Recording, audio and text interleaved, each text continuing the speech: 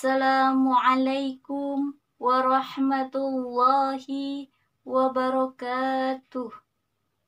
Alhamdulillahi rabbil alamin. Wabihi nasta'in ala umurid dunya waddin. Wassalatu wassalamu ala ashrafil anbiya'i wal mursalin. Wa ala alihi wa sahbihi ajma'in. Amma ba'du. Yang saya hormati Bapak Dinul Islami MA selaku dosen pengampuh mata kuliah pendidikan agama Islam, dan yang saya sayangi teman-teman sekalian. Sebelum saya menyampaikan tujuan dan maksud saya, izinkan saya memperkenalkan diri terlebih dahulu. Perkenalkan, nama saya Suci Ramanda dari kelas BK Reguler E 2020, Fakultas Ilmu Pendidikan Universitas Negeri Medan. Adapun pada kesempatan kali ini, saya akan menyampaikan sedikit uraian hikmah atau ceramah singkat yang berjudul Lisanmu Surga Nerakamu. Hadirin rahimakumullah. Teman-teman sekalian, salah satu nikmat yang sering kita lupakan yang telah diberikan oleh Allah Subhanahu wa Ta'ala adalah nikmat berbicara. Berbicara mengenai lisan atau lidah ini, kita perhatikan dalam Quran surah Ar-Rahman ayat 1 sampai dengan 4. A'udzu billahi minasyaitonir rajim. Bismillahirrahmanirrahim. Ar-Rahman 'allamal Qur'an, khalaqal insan, 'allamahul bayan. Shadaqallahul azim. Yang artinya Allah lah yang Maha Pengasih. Dia yang telah mengajarkan Al-Quran, Dia yang menciptakan manusia, mengajarnya pandai berbicara. Atau teman-teman perhatikan lagi dalam Quran surah Al-Balad ayat 8-9. Bismillahirrahmanirrahim. Alam naj'al lahu 'ainain wa lisanan wa syafatain. Yang artinya, bukankah aku telah menjadikan untukmu sepasang mata, lidah, dan sepasang bibir. Hadirin rahimakumullah. Dari kedua ayat tersebut, lidah atau lisan kita ini adalah penterjemah dan pengungkap isi hati kita.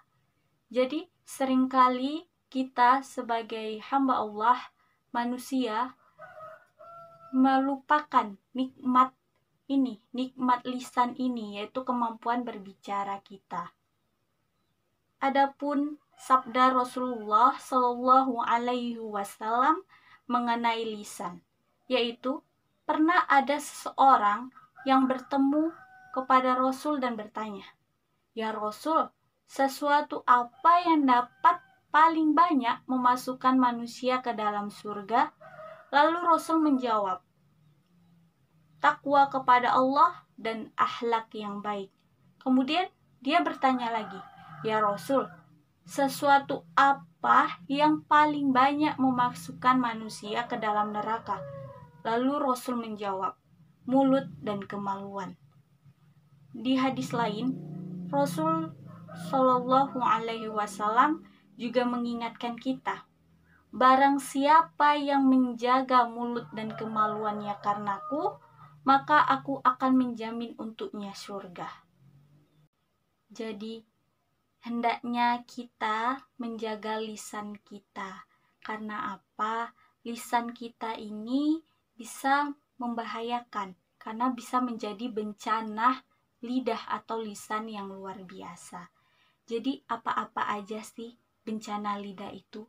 Yang pertama, bencana lidah yang pertama adalah apabila lidah atau lisan kita ini kita gunakan untuk membicarakan yang batil, yang sia-sia. Lidahnya ini, lisannya ini tidak digunakan untuk berbicara yang positif, melainkan untuk berdusta, bersaksi palsu, dan berdoa kepada selain Allah. Selain itu, lisannya ini digunakan juga untuk ghibah atau menggunjing dan fitnah. Nah, sebagaimana firman Allah dalam Quran surah Al-Hujurat ayat 12. Bismillahirrahmanirrahim. Ya ayyuhalladzina amanu jtanibu katsiran minadh dhanni inna ba'dadh dhanni itsmu wa la tajassasu wa la yaktab ba'dukum ba'dha ayuhibbu ahadukum ay ya'kula lahma akhihi maitan fakarihtumuh wattaqullah innallaha tawwabur rahim, yang artinya, wahai orang-orang yang beriman, jauhilah dari banyak prasangka, karena sesungguhnya sebagian prasangka itu dosa. Dan janganlah kamu mencari-cari kesalahan orang lain, dan janganlah ada di antara kamu yang menggunjing satu sebagian yang lain. Apakah di antara kamu ada yang suka memakan daging saudaranya yang sudah mati? Tentu kamu merasa jijik, dan bertakwalah kepada Allah. Sungguh Allah Maha Penerima Taubat, Maha Penyayang. Jadi teman-teman, dari Quran surah Al-Hujurat ayat 12 tersebut, orang yang suka berprasangka buruk, mencari kesalahan orang lain, ghibah, menggunjing, itu diibaratkan orang yang suka memakan daging bangkai saudaranya yang sudah mati. Nauzubillah, jangan sampai kita menjadi orang tersebut. Dan kemudian, selain yang sudah disebutkan tadi, salah satu bencana lidah juga yaitu lidahnya ini digunakan untuk namimah atau adu domba.